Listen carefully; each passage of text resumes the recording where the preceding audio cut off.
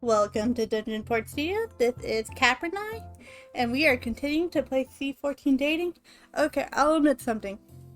I've tried to record this a couple different times, but each time I somehow messed up the recording, But some interesting stuff is gonna happen, and I'm going to make all the same choices I already done earlier. All I got was just audio, But we're gonna do this right, and we're gonna get somewhere. We probably won't get to the really interesting stuff until the video after this one. Well, let's go. I was braver this time. Instead of sitting at the end of the bench, I positioned myself right in the middle, hoping to mingle with other students. I eyed the carton of apple juice that was out of my reach. I did not want to stand up and reach over since that would seem rude. However, I wasn't sure if I could communicate clearly to the people beside me. It was worth a shot though, and I did try to brush up on my French when I had the chance. Yes, we need to do that. So, yeah, let's go for French. I hesitantly extended my fingers toward the item. Excusez-moi. And now we're asking for someone to pass us apple juice. I may not know a lot of French, but I'm pretty sure that's what's happening. The girl clapped a hand to her mouth in shock, then excitedly gestured with one arm in the air. I think this means world or something like this. This one, monde. So it's like, what? What in the world? She speaks French. Can you repeat that? I mean, this part seems obvious. Repeat. Oh boy, I'd hate being in a situation like that. I stammered out the line, but finished strongly. Moments later, everyone applauded. Merci. As the claps died down, I felt a little more welcome here. It was rather encouraging. But I wasn't getting my juice any faster. Yeah, they just got excited. It seemed my thoughts were heard and the juice carton appeared beside my plate. I glanced up and the redhead across from me smiled. You know what? I haven't gotten to see her a lot yet, but she's really cute looking, isn't she? Oh. Recognizing each other, we exchanged a grin. Merci beaucoup. You're welcome. Jill and I met already. I'm Melissa. Gonna talk to the girl. Chantel, sorry for the spotlight, but I thought a little cheering would help. It's fine, I appreciate it. I poured my drink while Joan eyed me curiously. Chantel, she is from the States. Yep, California to be exact. Beaches, bikinis, movie stars, and all that jazz. To come all this way, you want to be an archaeologist as well? Yep. I jumped at the chance to excavate a Neanderthal site. I can't exactly do that back home. Yeah, I don't know how many Neanderthal sites are in there. It's incredible to be surrounded by all this history. What about you two? What degree are you taking? Chantel translated for me, and Joan brightened as she raised her fingers close to her cheek and wriggled them. Aw, she's adorable. Music. I play flute. Neat. How do you say flute in French? Chantel chuckled loudly, but managed to relay the question to Joan, who giggled. Le flute! Why am I not surprised?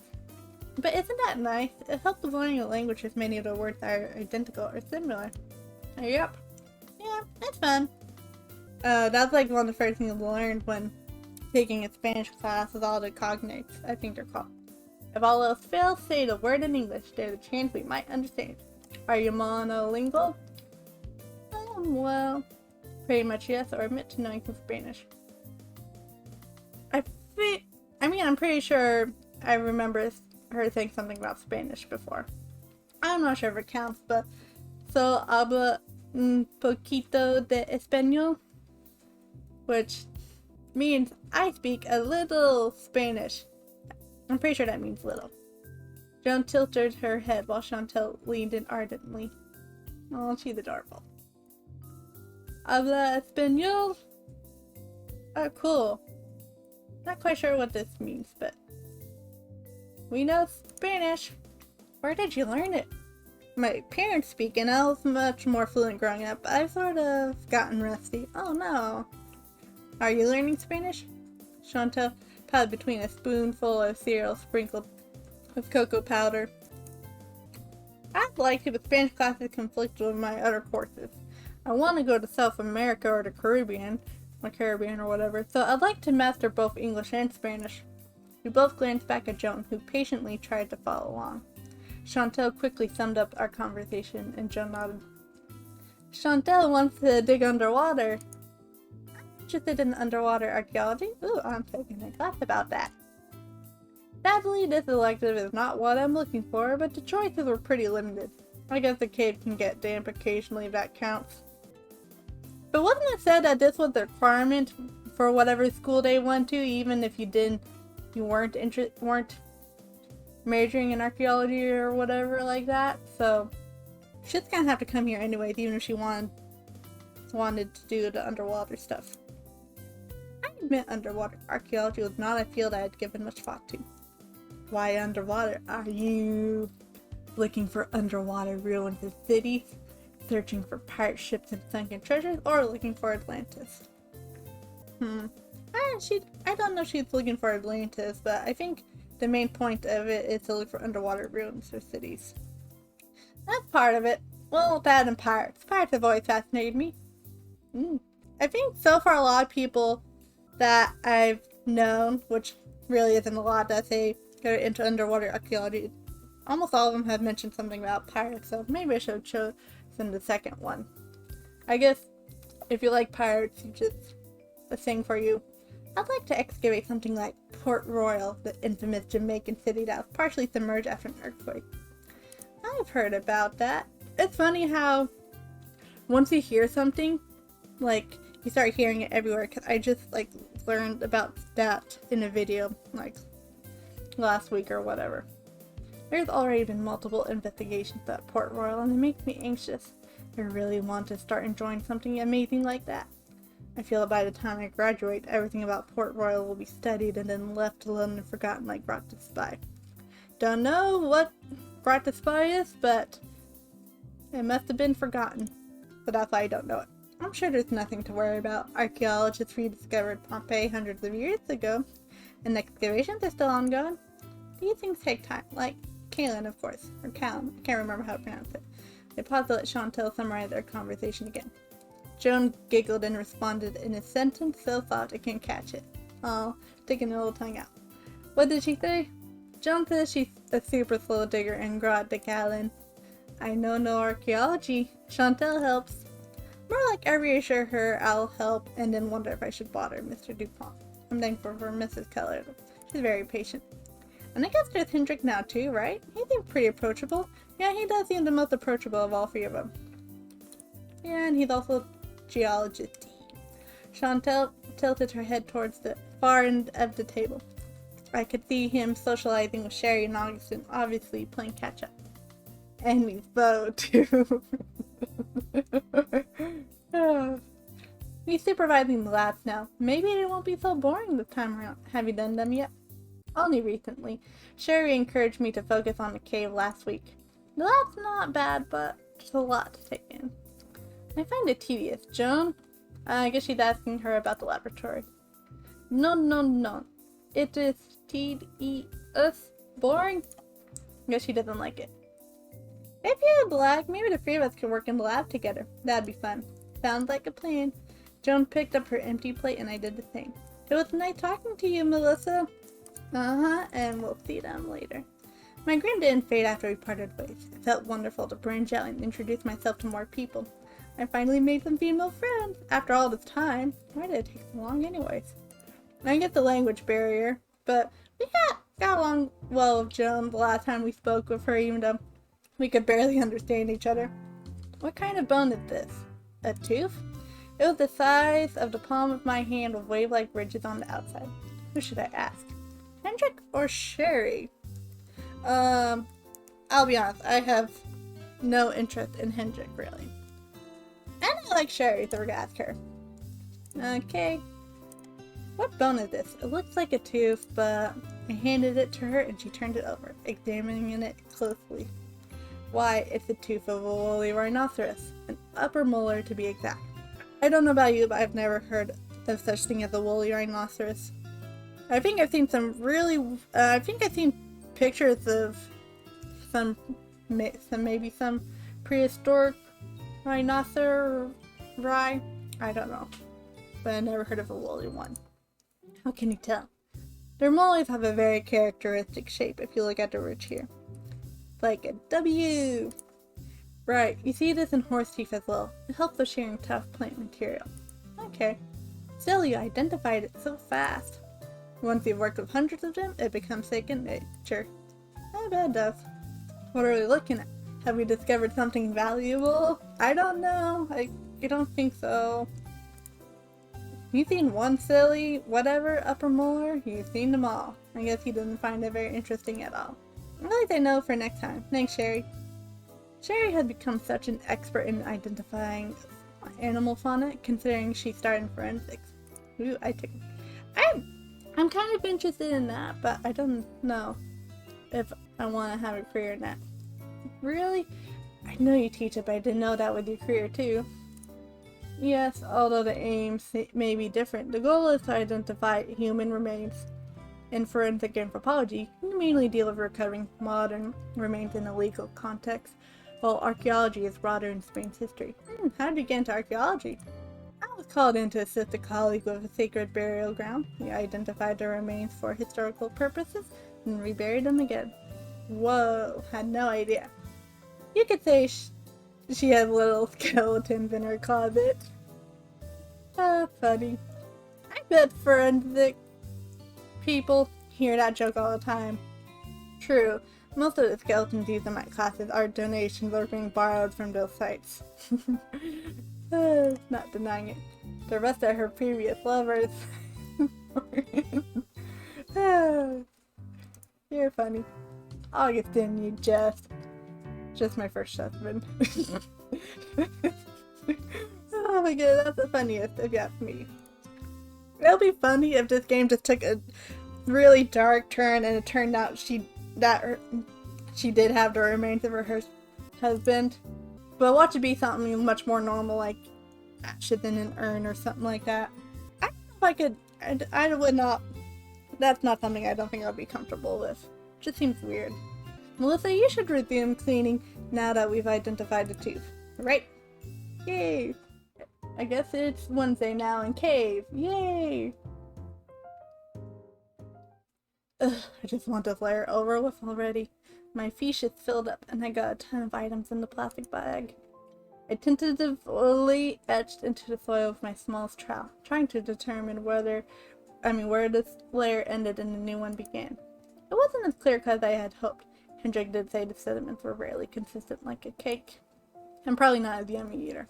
I glanced at the glossy photograph, comparing the felt lines marked on it to my progress on the actual square. My little pester Kyler again to get his opinion since we're practically working on the same thing. Yeah, they're just on opposite sides, right? I yanked my earbuds out and turned down the volume. When I was done, I stuck my hand in front of Kyler's face and waved. Ooh. He sighed but turned on his implant. Guess what is it? I ignored his weary monotone and tapped my square with my trowel to direct his gaze. I summarized my predicament. So, any idea where the new layer starts? What the layer you're working on now? I quickly referenced my photograph. Free BEMS, and I'm trying to see where free CL starts. Shuffling out of the way, I observed Kyler intently as he rubbed it. Excess dirt off his trowel.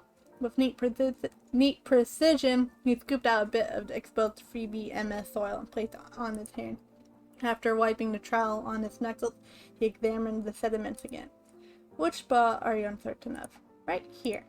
This time he carefully dug out a sample of the possible layer, leaving a visible mark. Once both pieces were in the palm of his hand, he placed his tool down and leaned toward me. I curiously peered down. You're not going to eat it, are you?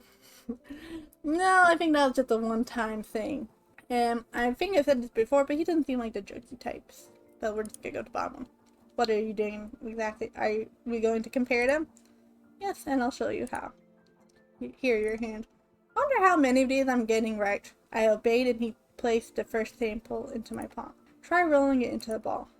I sandwiched it and cycled my hands, feeling the dirt tumble between them. I held it up. However, there were cracks already, and I could feel it fall apart between my fingers. It sorta works. It crumbles easily, though. Very gritty. Sandy, even. Sand with a bit of loam. If it was pure sand, it wouldn't form a ball in the first place. Not even when it's wet. There's just like a weird little lump of grossness. Now for the second one. I wiped my hands on my hoodie before I accepted it and repeated the process This time the dirt held together quite nicely and the texture felt smoother.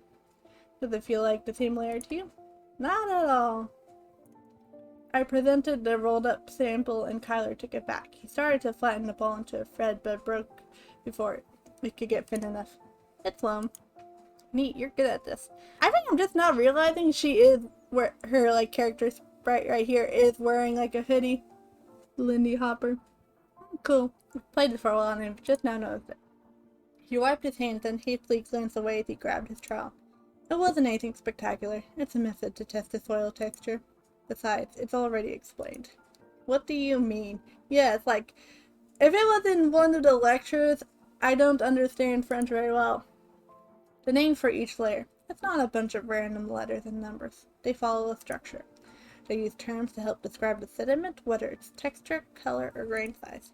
Free BMS, BMS stands for that, which means sandy loam. Free CM is loam. Huh. It really is more straightforward than I thought. Are there any sediments you hate excavating? Ooh. We could actually get to know them a little bit better. Somewhat. I guess it's not really that much.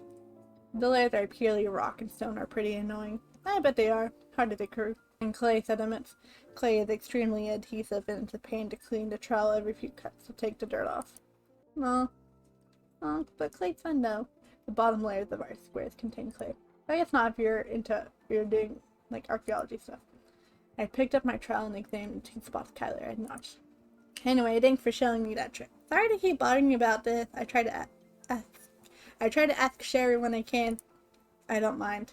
If anything, you'll ask for help less and less as you pick these things up. True, I'm starting to get more confident with the procedure. Yay! Kyler simply nodded as he became completely absorbed in excavation again. I inserted my earbuds and cranked up the volume. There was one other positive to working beside him. I could play my music as loud as I wanted without it distracting him. I guess. Oh, cute. Melissa cut her hand. Or I guess we cut our hand. I don't know. Okay. I have no idea what that means. I thought Sherri was kidding when she said 99% of the bones recovered were cave bear. At least it makes guessing which animal the bone belongs to much easier. I was in the lab, sitting next to Shoji, while I rummaged through the plastic bag I had selected. Yep, I can feign being an expert on this stuff. Hey Melissa, what animal did this stuff belong to? Cave bear. Melissa, this horn? Let me think. Cave bear. Shoji laughed quietly, then glanced at his document and thought, as if he wanted to say something but couldn't decide. Wait or throw in the final joke anyway. Let's be a little patient. I tilted my head, hoping my smile would encourage him to speak up. After a moment, he shyly muttered, Melissa, what about these fossilized feathers? What species is this? Cave bear, of course, but didn't you know they were capable of flight? And that's why you find them everywhere. They're cute. We shared a final chuckle since the joke had gone old by then and returned to our task.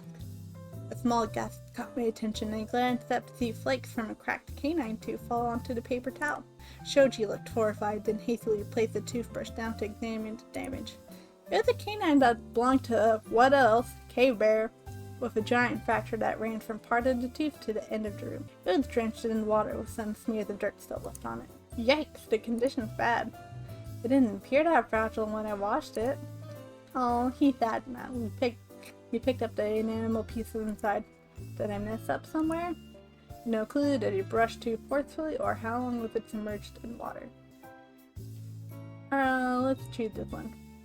I don't think no clue one would help. How long did you wash it for?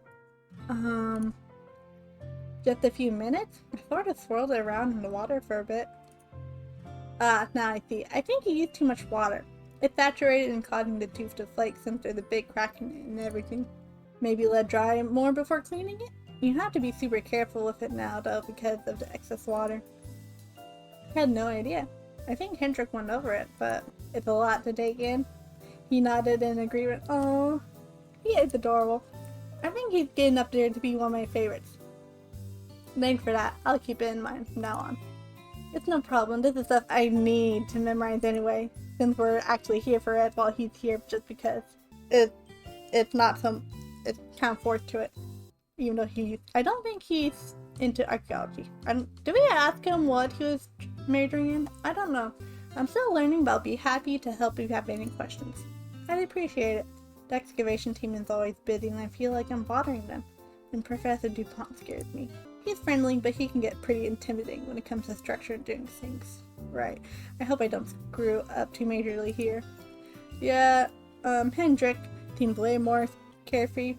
I don't know about carefree, but more, maybe not strict, I don't know. A few days ago, one of the students mixed up her buckets. DuPont's lecture echoed throughout the whole cave for 20 minutes. It was really nerve-wracking. I felt bad for her. Oh no. Well, I must have had my earbuds in since I didn't hear any of that. I guess ignorance is bliss. Yep. Let's pray for a smooth dig where we don't discover a Neanderthal tooth in our wet screen. At least I don't have to worry about that.